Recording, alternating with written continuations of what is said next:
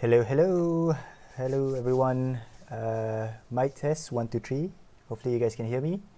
Let me know if you guys can hear me. Um, if you guys can hear me and if you guys can see the screen. Everything okay? Clear? All right. Cool. Okay. Hello everyone. Welcome to episode 2 of MoTeC MoTeC Basic episode 2. Today I've got a very exciting class to share with you guys. It's about something that we've all, as sim racers, we are so used to hearing oversteer, understeer, and today we're actually going to figure out how to find out or how to see this oversteer and understeer events in MoTeC. And just a few things before we start. Everything clear, right? So you guys can see MoTeC clearly. It's not too small, not too big. Everything okay? Just let me know. I know the sound's working well. Screen is now working well. So I've got my second monitor now. Everything's okay. All right, awesome. So I guess we can make a start. Making sure I have everything. MoTeC's up, chat is up, and then yeah. All right. Hello Afiq, welcome to the stream. Thanks for joining. So let's jump directly into it. Oversteer and understeer. It's something that we're so used to as a sim driver. It's, I guess, the most fundamental problem that we have every time we go on track. We always say the car is understeery, we always say the car is oversteery, and then we always try to fix it. And MoTeC is actually a very awesome tool in showing us where exactly this oversteer or understeer events is happening. But to see it, we actually have to make sure that we're looking at the right channels. So MoTeC from ACC specifically. So if we go at the channels page, these are all the outputs. So not the one with the calculator symbol, but the one with this squiggly lines. These are actually all the outputs that ACC generate. As you can see, it's quite detailed. There's quite a lot. But the one that we want to look at for today is actually not a lot. We are specifically looking at the G-lat. I'll touch a bit about G-lon. So these two channels we'll be using, the lateral G and the longitudinal G. And to help us out further, we are actually also going to look at the throttle control and the brake input, as well as the steering angle. So these are the two things that we will have a look. And let's get started. So if you open up the workbook from before, so this is again Neil's Naujok's workbook that I'm using. If you go to the G's page, this is where you can see the G-lat, G-long page, right? Data here. If you go to the driver, you can also see that the brake throttle and the steering angle is here. We can use this view. We can skip to, we want to see G-lat, G-long, and we want to see this brake throttle and steering angle all at the same time. We can switch between the worksheets, or like I'll do now is let's just create one that's new, that's for our stream today. It's my keyboard. So I'll just call this MoTeC Basics 2, so that we know. So we wanted to, and this is sort of how you would, if you want to create your own view, this is how you would create your own view in MoTeC.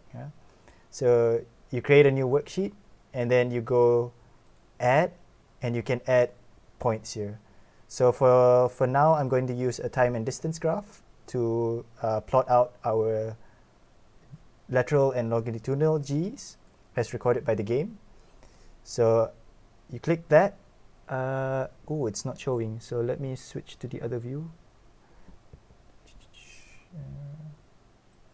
Let me go like this and switch to the other view. So when you go with I think this is a bit smaller.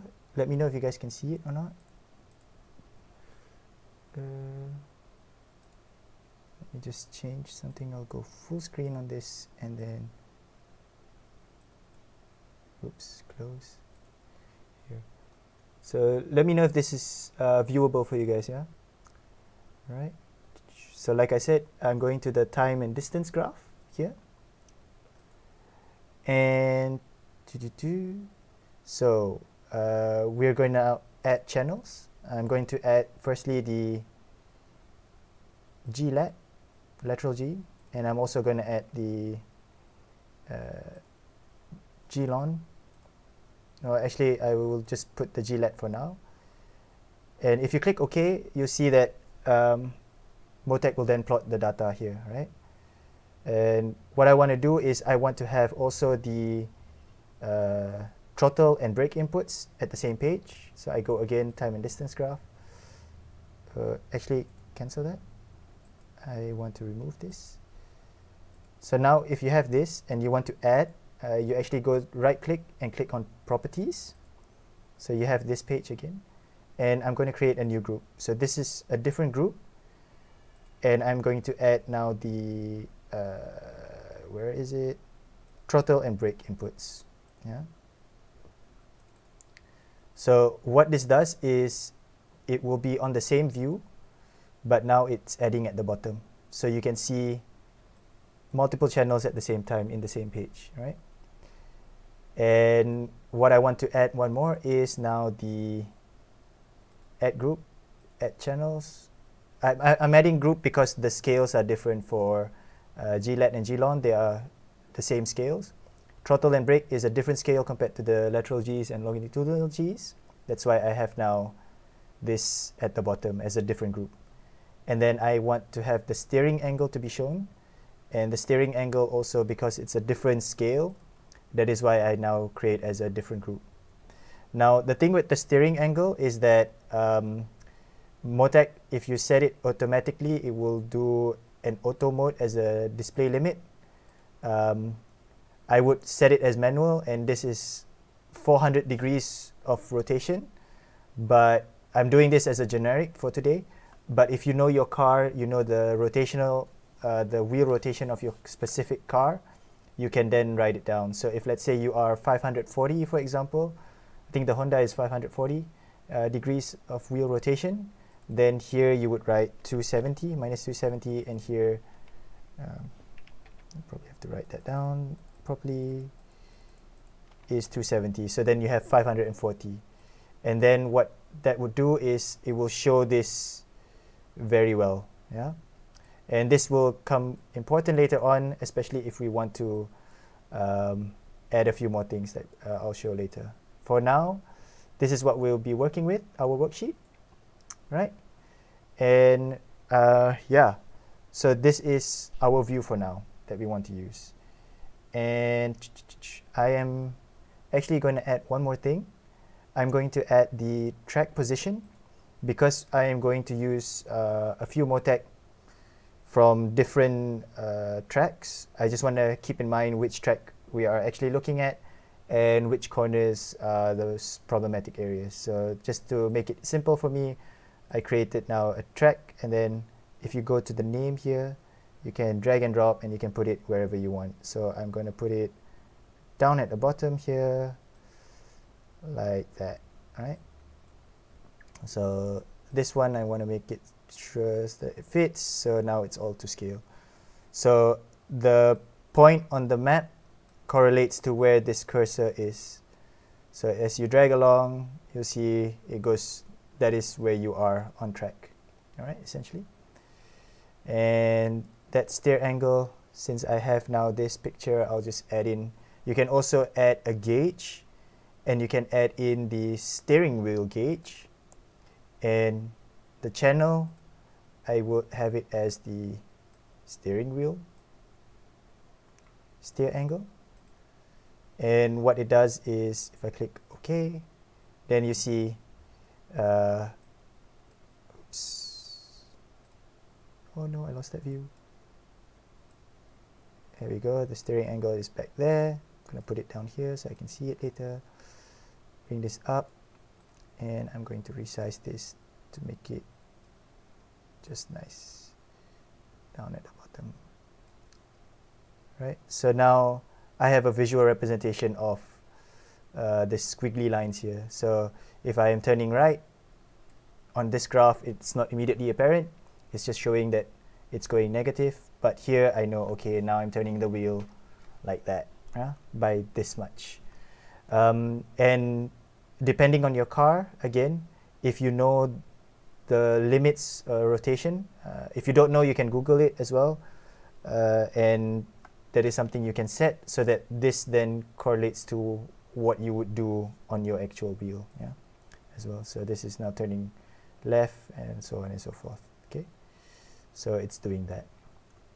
All right, so this is the worksheet that we're going to be using on mainly for today, and I'm going to switch back to only the MoTeC view, but I'm going to do this and two-way split. Oops, wrong one. There we are, and just want this to be here so that I can see the chat. Right, so I have MoTeC only view, and here we are. So I think now you guys can see this. All right, so this is the view that we're going to be using for today. Just now was just about setting up, and now the main part of the class today. How do we see oversteer and understeer? Okay.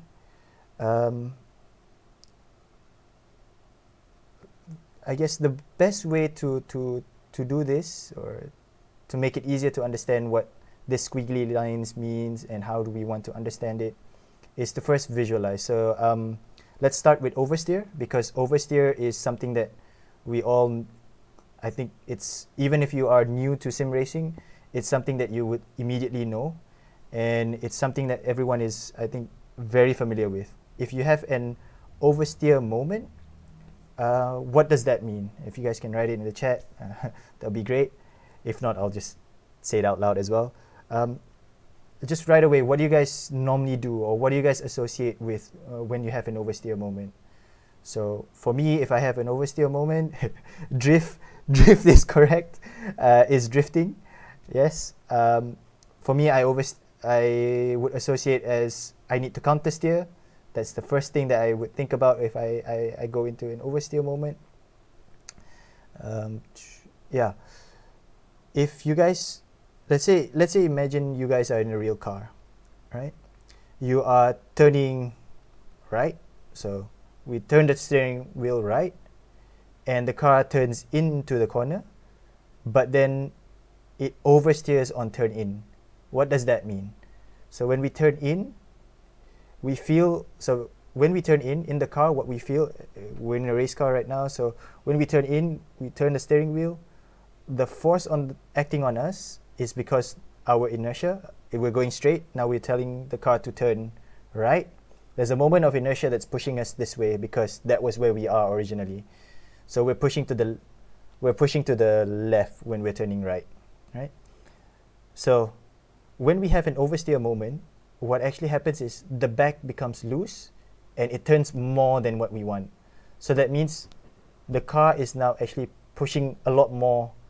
It's turning in too much and it's pushing us a lot more to the left because it's pushing us so much into the corner. All right? And then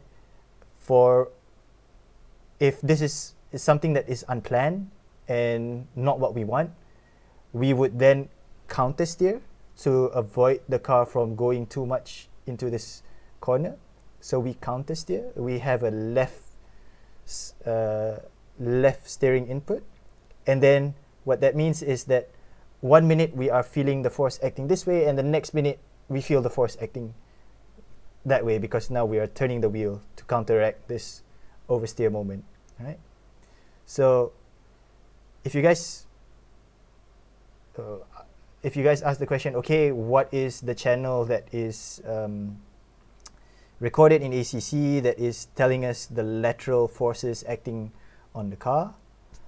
Obviously, the answer would be the lateral G forces, which is the one that we had at the top. So now remember what I said. An oversteer moment is something where we're turning into the corner. So let's say we are turning left here, and then there is a spike in that corner that is unplanned. So you could say that this over here is an oversteer moment because I am turning left, but then there is a huge spike, and then there's a countersteer moment. So if I zoom in, so there's a spike, and then there's a countersteer moment, and then I have to, because of that countersteer, I countersteer too much, then I am countersteering the countersteer. That's why there's double peaks here. All right. So I have now recorded where would be a good example as well. So if I go now to my data, I can't see my data, show data, there we are. Oops. Right, so SPA lap 7 is a good example. Right, at this corner here, after the long straight, coming to those right, left, right turns. So this is the first right-hander that we take. So we slow down, coming from the straight, lift off, slowing down, and then turning right, and then turning left. And then turning left, coming out of the exit, I have an oversteer moment, and then I control the car, and then now I'm straightening the car up again, and then going for the next right-hander. So this is by itself an oversteer moment, right? In this lap as well, if you see going down Eau Rouge and then going up Radeon here, the car also has oversteer moments as well. As you can see here, there's a lot of spiking here, and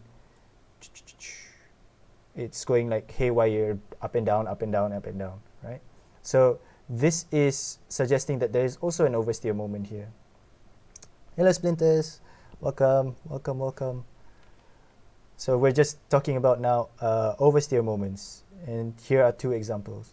So in MoTeC, it's easy to recognize these moments or these events, oversteer events, because it's very apparent. If you see, anytime you see in a corner there is a spike, most likely that is because there's an oversteer moment. Oversteer is very, very simple. Anytime in a corner where you see a sudden spike and then immediately a spike in the opposite direction, that's a clear sign that somehow that is a oversteer moment happening, right?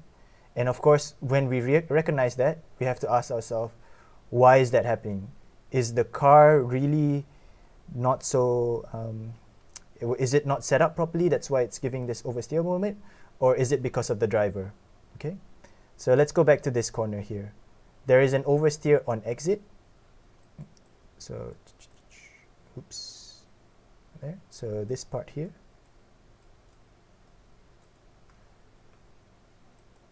This part here, there's an oversteer moment on exit, corner exit. And if I now match it with my throttle inputs, it's a sudden spike, but this, so the Honda has turbo spooling. So this is a Honda MoTeC reading, has a turbo spooling. And it just so happened that here, it's actually me just being a bit over aggressive on the throttle input. And I think I had my my traction control set so low that even this, it's a tiny amount that jumped, but it was more than enough to unsettle the car and make it drift out wide. And even coming out on this corner exit here, I just jammed on the throttle, and bam, there's an oversteer moment as well. Okay, so these are indication that the car is not the limit, it's the driver who is causing the problem. And in this case, it's myself. I'm causing the problem. I'm just not smooth on the throttle at that time. So I'm just yanking the throttle and bam, that's where the oversteer is happening, right? So this is relatively easy to check. So that's why I had the throttle and the brake inputs at the same page, so that I can immediately see, okay, why is there an oversteer moment? Is it coming from the driver? So this is telling me it's coming from the driver. If you go back to this this section here, Radeon Oruch section, or Oruch Radeon section. So I'm taking the corner. Throttle input is steady, so that means I'm flooring it. I'm taking this flat out, and the steering angle is my next indication. So I don't see any changes or that significant change in the steering angle. So it, to me as an engineer, it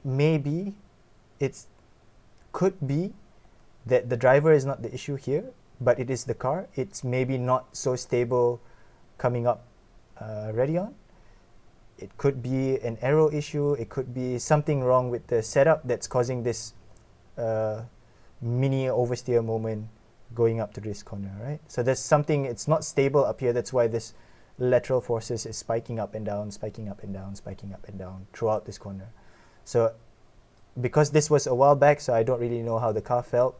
It could be that the car felt perfectly fine, and this is also a valid feedback from the driver. If the driver says, yeah, there's spiking all around, but if the driver says, actually it's not a problem, then it's fine. We from a setup point of view, we don't have to do anything because the driver is perfectly comfortable with it.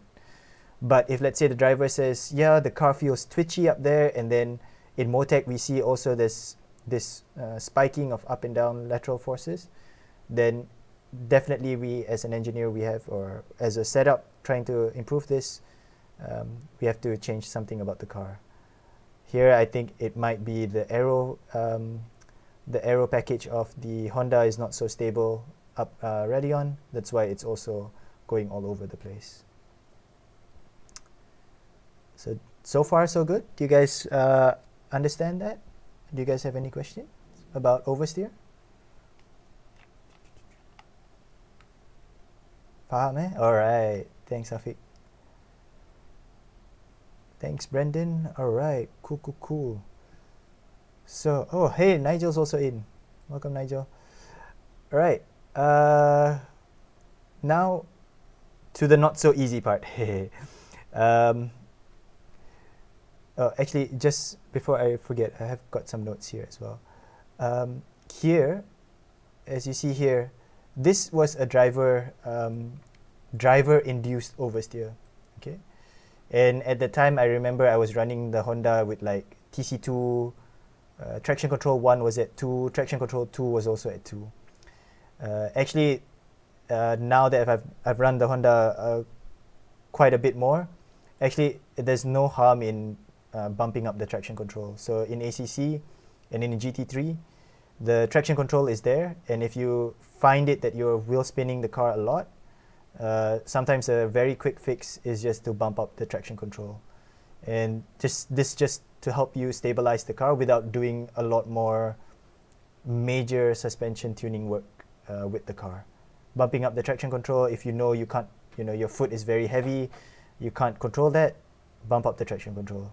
It's going to save you more time than trying to tinker with the setup. Yeah? So, and this can help you remove this oversteer moment happening exiting the corner.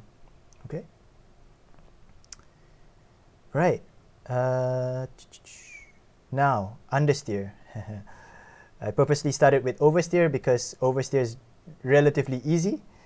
Understeer, on the other hand, not so simple. Okay. So let's do the same exercise that we did before. Imagine now we are in a car.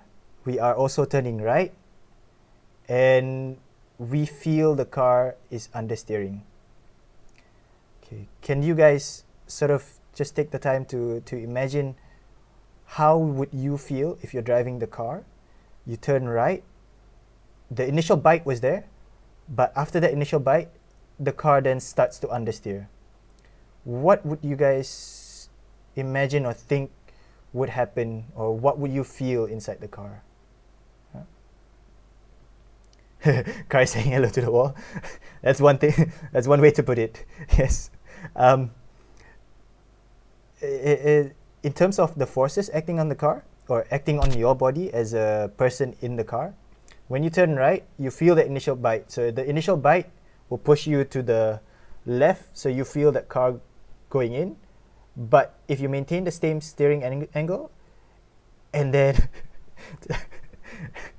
oh guys, to the window, to the wall. Sorry. So if you guys now maintain the steering angle, and you guys are turning, and you guys have understeer, that initial push, the push to the left, feels now significantly less. You're still feeling the force pushing you to the left because you're turning right, but it's not as big as the initial bite during turn in. That is an understeer moment. So what you're trying to see in MoTeC, or if you think in terms of squiggly lines, and let me jump into the most, oops, what happened to this view? Hello. Whatever. Okay, let's go to the most wonderful app that Windows has provided us, which is Microsoft Paint. And let me change that. All right, so if, let's say, because I don't have example, so if you think about the squiggly lines, you're turning left, so you have this initial bite that comes in, and then you don't feel as much. So what you expect to see is something like this, where in MoTeC, you expect there is a plateau, right? There's this initial bite what you get from turning in, and then during the turning phase, not the turn in, but the actual turning of the car, the lateral forces is actually less than the initial bite. So that means that's more than likely that is an understeer. And most of the time, this can happen in every single corner. And it's also a matter of preference as well. So for some drivers, they like this initial bite to be really high, and then the car doesn't turn as much, and then it tapers to a certain level. And for them, that is not an understeer. That is their personal preference. But if, let's say, this whole thing is a bit lower, so let's say in the same corner, in another setup, that this tapers down maybe, oops, brush, and let's go blue. So let's say it instead goes down lower to this level, then maybe for that driver, this is now borderline this is now understeer. But at this level, it's not an oversteer. It's not an understeer. At this level, it is already an understeer. Hello, Adli. Welcome to the stream. Yeah, so in this regard, understeer, for me at least, if I look at MoTeC, if I want to see understeer moment, sometimes in the data I can see a lot of understeer moments.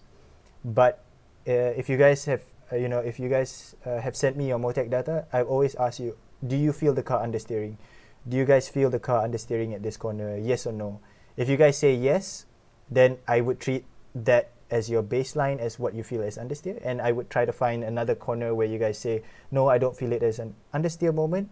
And then for me, okay, that is your preference, and anything below is now what you consider as understeer. And this is where the driver engineer feedback is very, very important. Hello VPirate, hello Shami, welcome to the stream. Yeah, do you guys sort of understand this before I jump into looking at an actual example of an understeer moment in MoTeC? Yeah. All right. Cool. If you guys have any questions, just feel free to ask away. I'll be more than happy to answer. Yeah.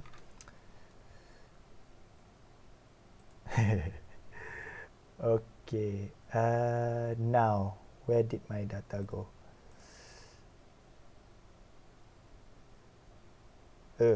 Apparently it just removed everything. So let me just quickly add back Gillette, Andy. Hello Zol, welcome to the stream. So let me just add again because some reason it didn't. Gilon, and then I will add group again, add channel, throttle and brake, and then I will add now the steering.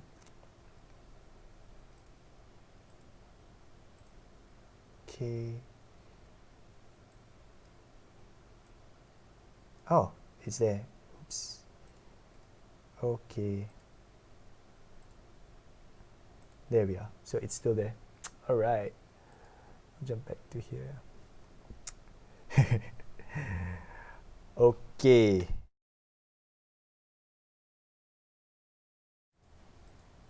Sorry. Wrong shortcut. Here we go. Okay, now let's make this bigger so that you guys can see a bit better, and then okay, so understeer moment. Let's have a look.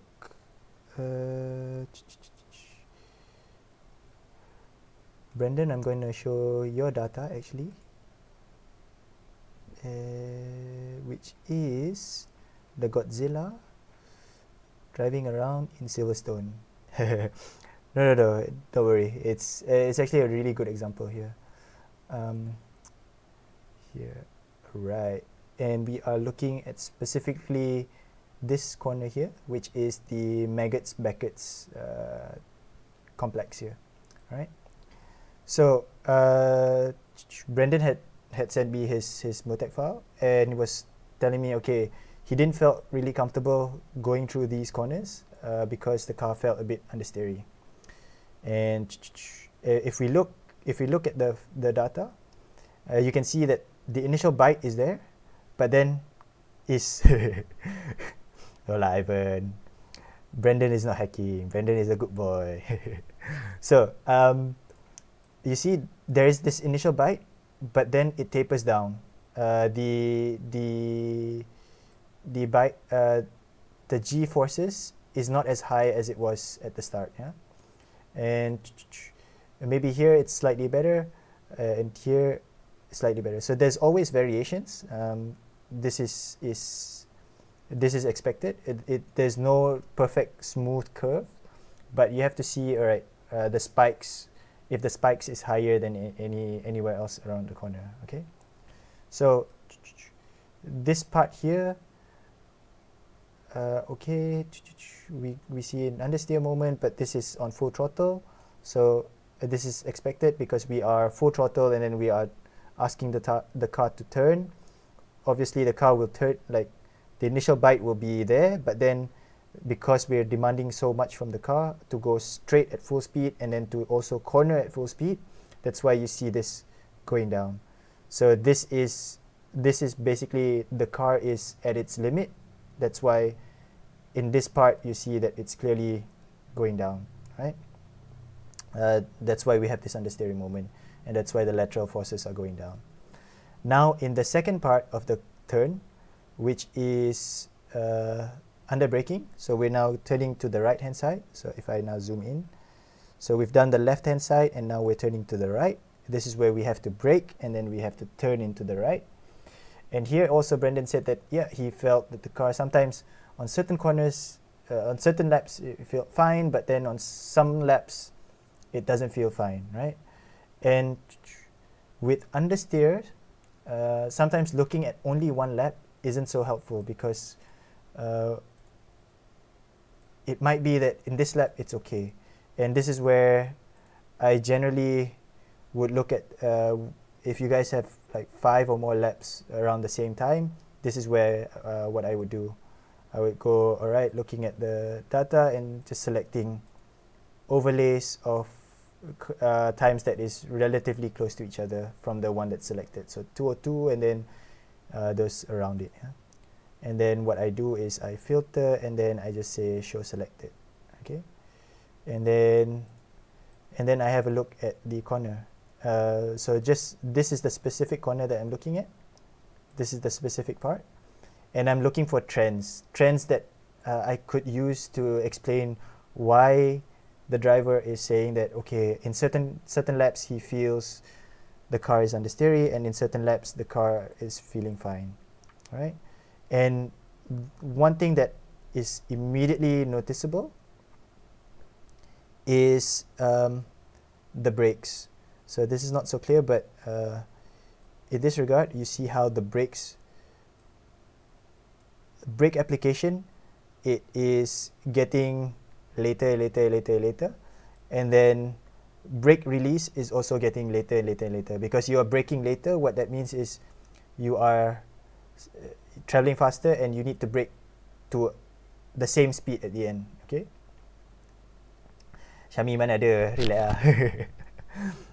Okay, so in this case, you see how the brake points is now slowly creeping. So and it's perfectly normal. We as a race driver, we always try to push the limits, and we say, okay, the first brake marker, I take a brake marker, I want to go slightly over it, you know, just to gain time.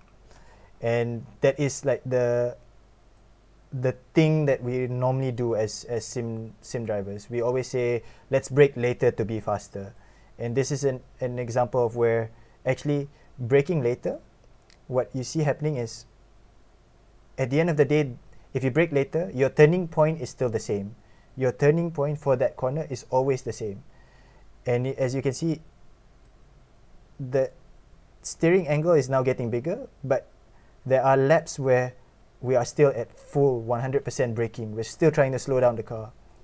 And this is where braking earlier is actually better, because you're not now trying to fight the car to brake earlier, to brake to that turning speed that you want, and for you to turn. Because at this point in time already, and in this couple of laps, Brendan is now like asking the car to make the turn, but he's still full on brakes. And this is where the car is like saying, yeah, sorry, you're asking too much. I can only brake and turn this much at this point in time, because you're now asking me to slow down and turn, and I can't do it. Okay, and this is how I say, okay, with understeer, this is the trend that I want to look for. Are we moving our brake markers too far forward that we're ending up not making the turn, or not braking enough to make into the turn? So this, and it's not just Brendan, even I do it as well, and a few others as well who send me the data. This is a common problem that we face. We're trying to push, or we're trying to find the lap time, but we're doing it in the wrong way. We are pushing the car beyond what it's capable of. And this is something where if we brake earlier, actually the car will then be a bit more grippier and be able to turn in better. Okay, and this and with this, if after a few more laps, with this feedback, I think Brendan said he found the grip to be a bit better, and that's because he's not asking the car to do beyond or more than what the car can do. And in this case, yes, this is a driver error which can be corrected on. Yeah, and understeer, most of the time, understeer is driver induced. I've also got another one actually. If you guys want to have a look, so I select none, and then I will go to Nürburgring. I'll just show a couple, which is this 202s. Oops. Shift F4 to clear all, and then just take 2 or 3s like this, and then show within 1% of fastest, and then just select these. Right. Also in this example, I think this was Alex who sent me his data file, and then he said in the first corner he has this. The first corner he feels the car is understeery, and if we look at the first corner, you can see that the brake starting breakpoint is inconsistent. Is actually, there's a widespread of this going up, right? So between the first and the last, I think it's a distance of 455, which is quite a lot. Oops, cancel. So distance. So now I have it as distance. So we're looking at this when the first break application and the last one, which is coming up to here, about 500 meters, which is a lot of variance in terms of breaking points. Yeah. No, sorry, 27 meters. 500 meters is far too much. 27 meters. 27 meters, which the difference between here. And because of this 27 meters, look at the last breaking point. So at this point, he's asking the car to do so much, right? He's asking the car to brake, to slow down to his speed that he wants to take the corner. And at the same time, he's already applying the normal steering angle. Yeah. Then left forward, under the same entry field, previous lap. Tire feels like sliding. Sorry, Adli. Lap 1 to lap 3, I'm braking at 100 meter entry, okay. Then lap 4, I need to brake at 150, the same entry field from previous lap. It is, if the tire is up to temp already by the 4th lap, it shouldn't be feeling like sliding. So if you are feeling sliding, maybe this one, if you have the MoTeC, I can have a look, and then we can go into the details like this. Then we can see, all right, are you really pushing the car or not? But if you feel like if you're braking earlier, generally, if you let go of the brakes and you turn in, you're not asking a lot from the car, because you've slowed down earlier, you applied the brakes earlier. So that means if you apply the same braking force at 100%, you should come to the speed that you want to turn in quicker. And you can play around with the brakes. You can let go of the brakes slowly to start to trail brake, and then keeping the speed up into that corner. You feel that the car will give you a bit more. But I wouldn't expect you to be asking too much of the car if you are braking earlier and arriving at the same speed as you turn in. It should be, the car feels much happier because you're not asking it too much. You're not asking it too much from it. Yeah? After that, understeer. Are you okay? Maybe this might be. I'm just guessing here. It might be that.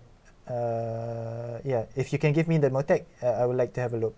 But I know for like Coach Dave's setups, they have purpose-built quali setups where the tires are dead basically after 5 laps. I don't know if that's the same case with you. It could be your even if you create your own setup, if you have too much toe, you can really ruin the tires very quickly, and then the tires don't have the same grip as you had before as well. Okay, but we can have a look after, and then we can discuss further on this. Right. So just coming back then, this is at least how I would try to evaluate if we are trying to ask the car far too much. Okay, and that's also partly the reason why, if you guys want to start looking at MoTeC, it's a generally good idea to have, or to be able to have, to do the same lap time at least 5 times in a row, or if you're doing 10 laps, 10 lap stint, 6 or more laps is clean laps and the timing are close to each other, then you can start looking at MoTeC. If let's say you do 10 laps, but 8 laps is you not consistent, the timing is maybe 2 seconds away from each other. If you look at MoTeC, then the break points and everything, it will not give you a trend. You will trying to chase ghosts. You look here, oh, it looks like this, but there's no trend to give you a direction of what is actually happening. In this case, I think Alex gave me quite a lot. I think he had more than 15 laps. So, and I'm out of the 15, I'm only using 1, 2, 3, 4, 5, 6, 6 laps, and this is where I captured the why he's having understeering issues, right? Okay, and if you guys want to do that, just be sure to always have consistent laps, and then start seeing the trends. Okay, if it's a car problem, on the other hand, ideally what you see is there is no excessive braking or excessive throttle entry, throttle input while the turning is happening. And if there is still understeering, and you see an understeering event, and the driver confirms that it is a understeering event, then you can start consider, okay, maybe my mechanical grip, if it's a low speed corner, maybe my mechanical grip is too low. That is why the car is understeering, that I have to make some setup change. Or it could be that the aero balance is not right, and that's then you have to play around with the ride height and wing and all this to give you a bit more stable car and less understeering at that point. Okay, but this is how you guys would start doing it. Right? Let me just double check my notes. Yeah. So that is basically how you would check for understeer and oversteer events in MoTeC. So far so good. Any questions? Let me get a drink.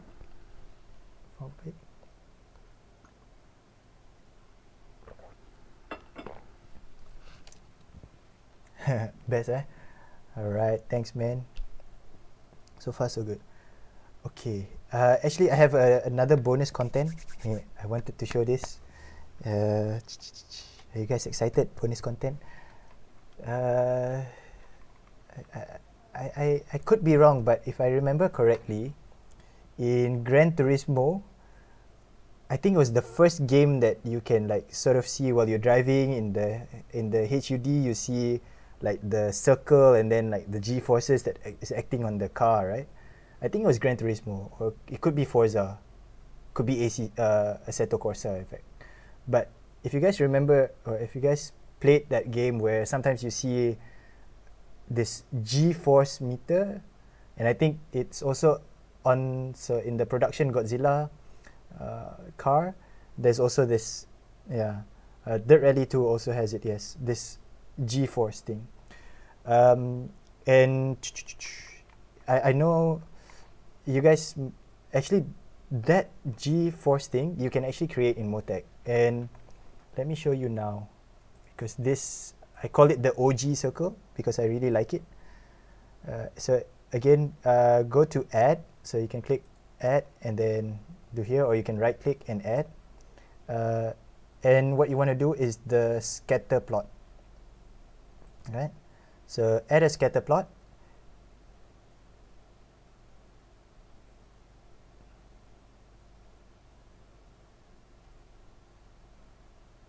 Oh, pop-up tak nampak eh. Okay. Afiq. One second. Afiq. Barcelona V8 seems like it's understeering too much, entering a corner.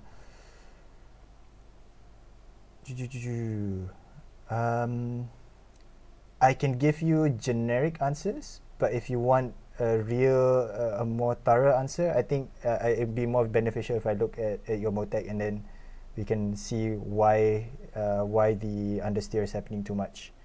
Yeah, I would do it after, just because I don't want the let me finish this and then we can look after, I guess.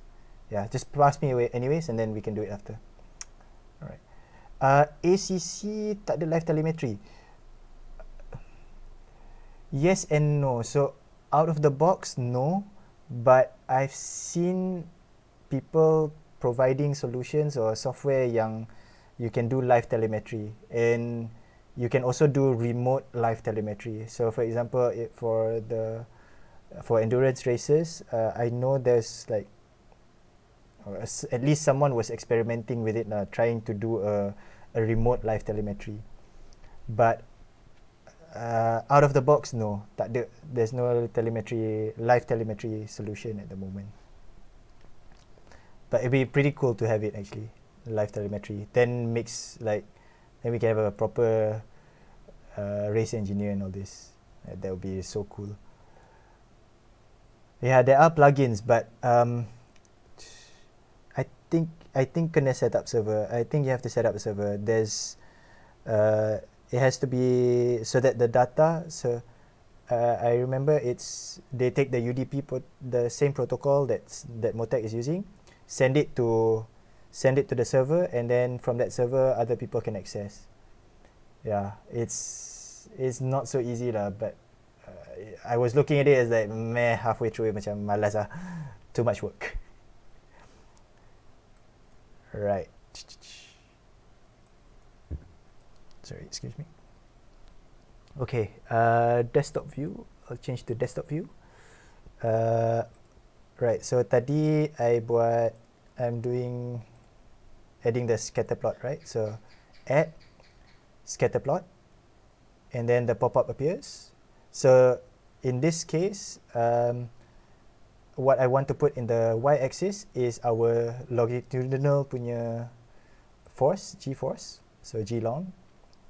And then for the x-axis, I'm actually going to put the lateral, so left and right on the x-axis, front and back on the up and down, right, y-axis. Sorry, that. Okay. And you guys can play around, but generally I like to keep the min and max for longitudinal between -2.5 and 1.5, and then the lateral forces between 3.5 plus minus. Okay. So when you open it up, when you click, so this is actually the plot points. So this is the circle that you see in Dirt Rally 2. So this is the trace for the whole lap. Okay. If let's say you zoom in on a particular section, let me do that, and just put it to scale for now. Right, so something like this. If you zoom, okay, maybe not zooming in, but if you bring the cursor across as you go along the lap, you can find out where in the plot point you are. Okay, so this is ada juga orang spam. Okay, I probably need to set up a bot for this, but anyways, so you can see the plot points, right, as you move along. And actually what I wanted to show is if I maximize, so this plot point actually can tell you quite a bit about your driving style. Let me show you a not so good example of how to drive. Okay, so this was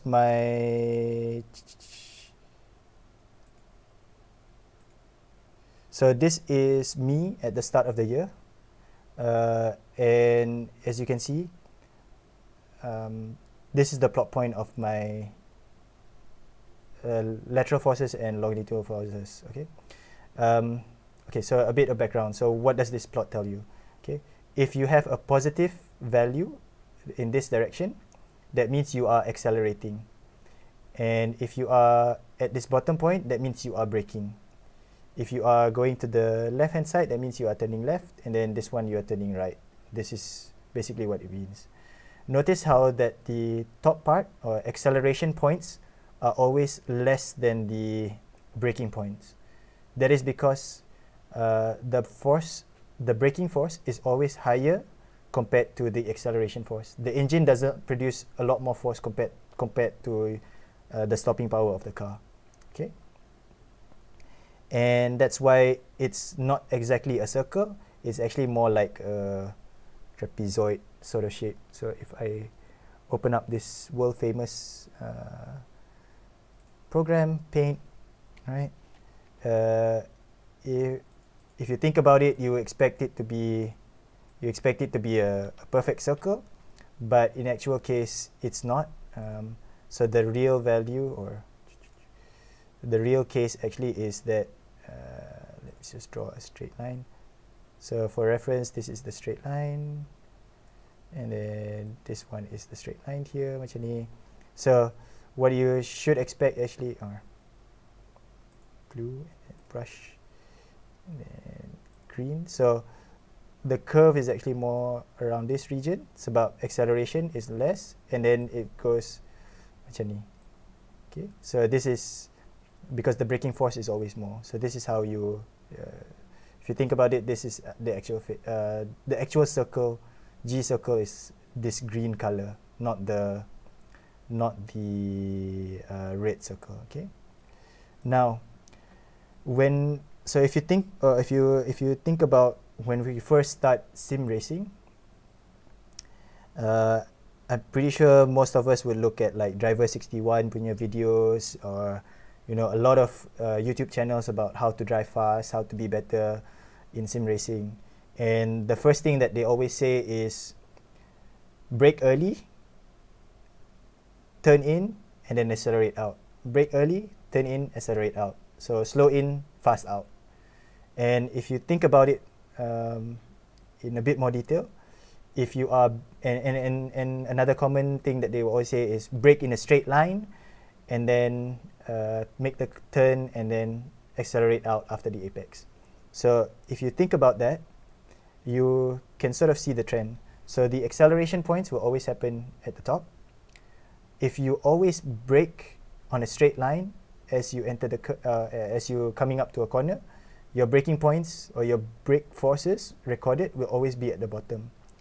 And then you take the corner, so you let go of the brakes and you take the corner, and then you have a cluster that is sitting on the left hand side and on the right hand side.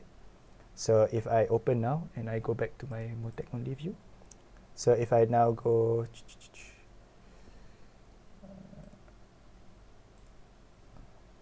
right, so if I now go to and I show a few more data, you see that this generally is true, that there's only 4 corners where the data is spread out. So it's only this this top one, taking the left, taking the right, and then at the bottom. Yeah. So this is normal. If you're starting out, this is a normal plot point that you would see. And if you think about if you think about what is a good data point, and I'm just going to show you now. If you start to trail brake and all this, when you trail brake, what actually happens is you are now asking the car to turn while you are braking. So you have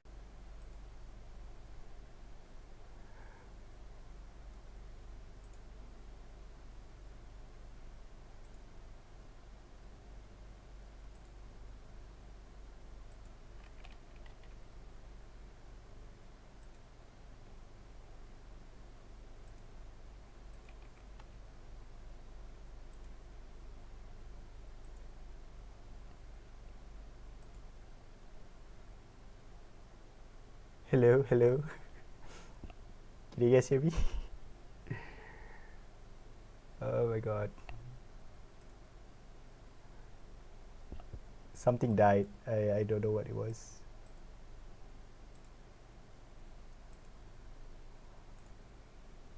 Let's just close MoTeC again.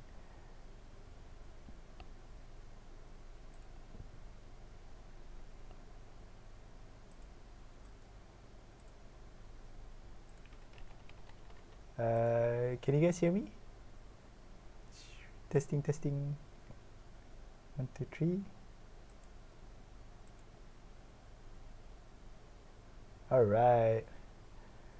Okay, sorry. OBS died, MoTeC died, and yeah, a few things died at the same time. So sorry about that. Okay, so where were we? Data points. Let's just open back again.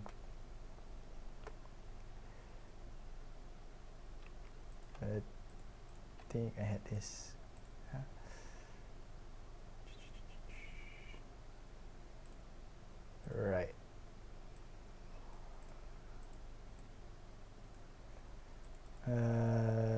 Nice. Okay. So talking about this again. Yeah.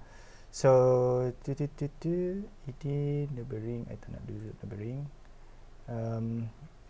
I nak tunjuk. Let's go back to this spa one. Okay. Basically, what I'm saying is, if you guys if you guys just started with sim racing, and you guys want to improve, actually the first and easiest way to determine what you guys can do is actually looking at the G curves. These G curves will tell you quite a lot actually. It tells you your driving style. It tells you if you are trail braking or not. And the ideal line is actually, when you look at this plot point, you actually want this to be spread out on the outside as much as possible on the outside. You don't want any points to be anywhere in the middle. Why is that? Because when you turn, you want the maximum turning force that the car can provide to you for every single corner. The same when you go to the left and you go to the right. The same when you are accelerating.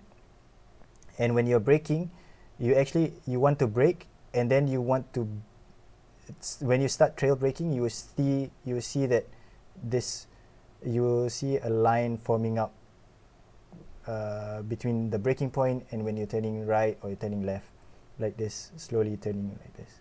And you will see that the middle is very, very empty. Okay? And this is just something that you guys can easily keep track. So this was me in, I think this was March. This was for the European SRO Esport Challenge. I just joined, and at that time I was working with a busted pedal, so I cannot brake as much as possible, and then you see that's why this looks very wonky. And I had an example as well about trail braking. I know you guys always hear about, if you guys are trail braking would give you faster. Let me just show you. I think it was, so maximize. So we're gonna go jump back to Brendan's here. All right. What I wanted to show was actually this an example of how much force is missing. So let's take the fastest lap, and let's just take, I think this is fine. So let's look at this. We take one more. I want to show you the effects, or what can be seen in the data when we do this, right? So I want the purple color line, which is either 5 or 6.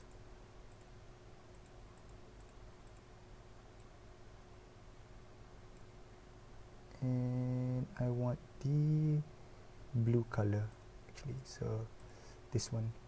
So I have 2 laps from Brendan here, relatively similar times, but what I want to show is actually, if we focus on the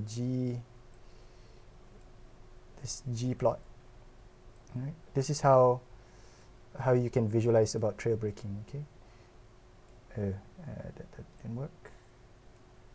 So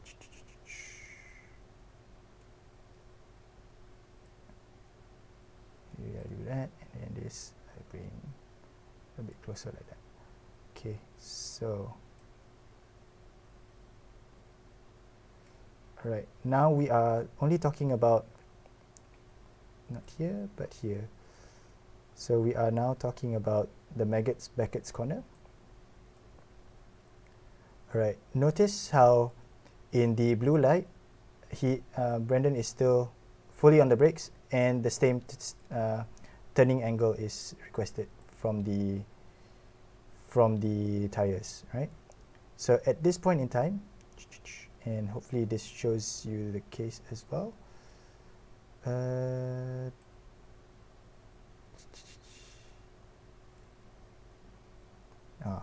Okay, maybe this is not a good example.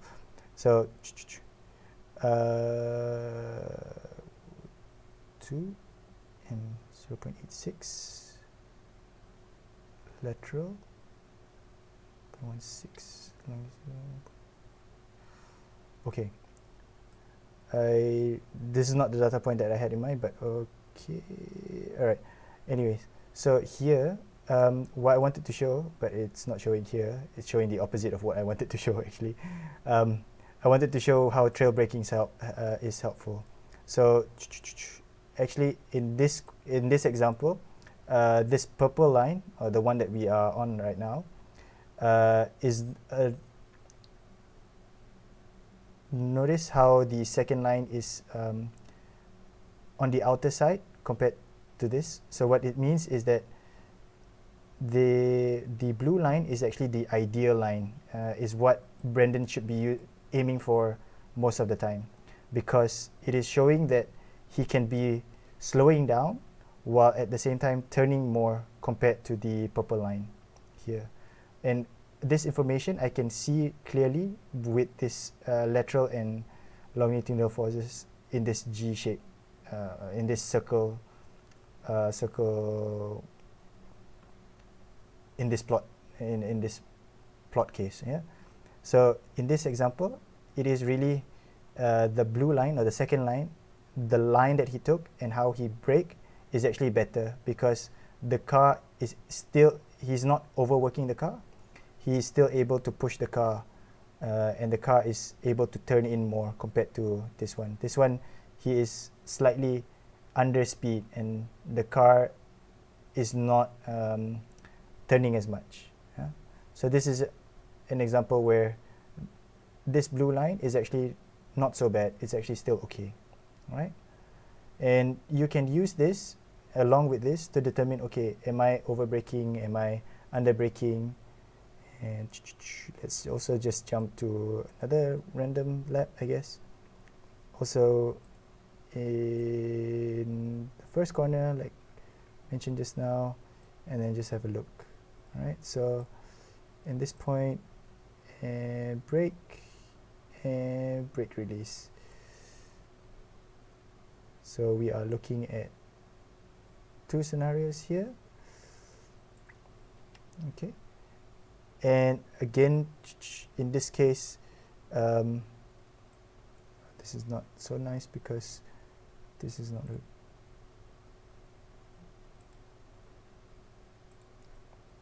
yeah, okay, so this is a bit more apparent. So here, same turning point, but the brakes is now much different. Why is it?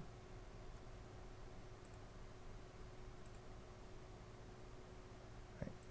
So the brakes is much different. So on this example, so Alex was still turning, still braking, and you can see that he is slowing down, but he's not able to turn as much. In this example, he's missing out by 0.4 of a G turning force compared to if he brake earlier, slightly earlier. Yeah. So this helps to sort of understand, okay, am I pushing the car? Am I starting to overwork the car? You can use this to determine, okay, what would be a good line, or what is an ideal line for this.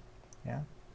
So that is all I had actually in mind. So sorry that the stream cut off just now. Do you guys have any questions? Any questions or anything? Just let me know.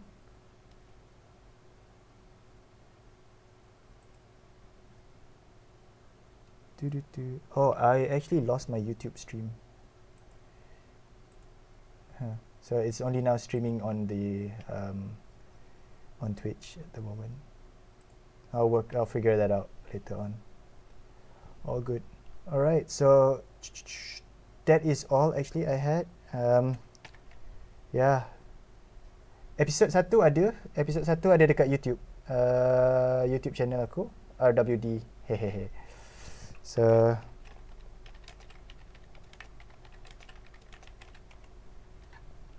all right. Cool.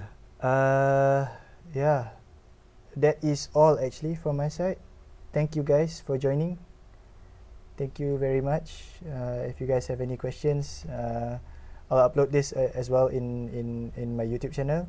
You guys can go there, and then if you guys have any further questions, just ask away in the comment section. I'll reply there. Alright. Thank you very much, guys. Thanks for joining tonight. Sorry for the technical difficulty. Alright, thanks guys. Ciao.